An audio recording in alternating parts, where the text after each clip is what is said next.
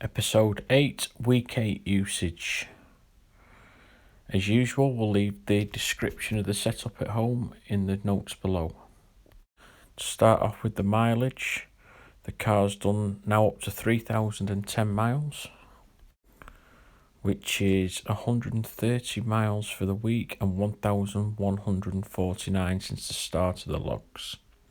And that's all in the purple columns in the table. The generation is up to 29,184 kilowatt hours, which is a poor week at 29 kilowatt hours. That's in the green columns, and that's 195 kilowatt hours to date from the beginning of the 2020 logs. The energi solar diverter, we're now up to 16 kilowatt hours for the month and 29 kilowatt hours for the year. Now, this is actually a lot less than I expected, but this is due to the powerwall that's only charging to 80% now on off-peak. So the sun is now charging the powerwall up, and that means that the sun energy is not going into the energi diverter. And finally, the import of 390 kilowatt hours for the week, that's in the blue column. And that's 3,417 kilowatt hours for the year so far. And the Powerwall is saying that we've used 398 kilowatt hours from the grid and 1 kilowatt hour going back. So there's still a discrepancy between the Powerwall data and the import meter data. Have a quick run through the dailies. On Monday, we pulled 62.2 kilowatt hours from the grid and 0.2 going back. 13.1 kilowatt hours came from the Powerwall. We only got 4.9 kilowatt hours from the solar on Monday, and the home usage was 65.7 kilowatt hours. On Tuesday, we pulled 65 kilowatt hours from the grid, which was the most of the week, with 0.2 going back. 13.1 kilowatt hours from the Powerwall, 4.7 kilowatt hours from the from the solar, and the home usage was 67.6 kilowatt hours, which was also the most we used for the week.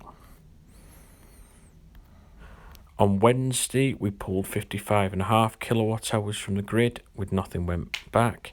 12.9 kilowatt hours came from the Powerwall, only 2.2 kilowatt hours generated from the solar, and home usage was 56.1 kilowatt hours. On Friday, we pulled 55.1 kilowatt hours from the grid, with 0.2 going back. The Powerwall we got 13.1 kilowatt hours from again on Thursday. The solar was 4.4 kilowatt hours generated, and the home usage was 57.4 kilowatt hours.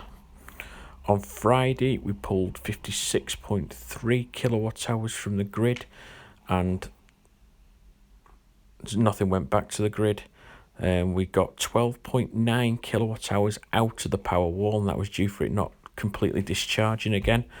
But we only got 1.4 kilowatt hours from the solar, and that was the worst for the week, with a home usage of 55.9.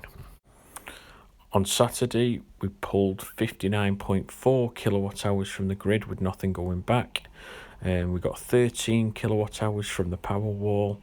We generated 3.5 from the solar, and the home usage was 60.7 kilowatt hours. And finally, on Sunday, we pulled a really small amount from the grid of 45.4 kilowatt hours from the grid, which is the lowest for the year, not just the week, with 0.3 going back.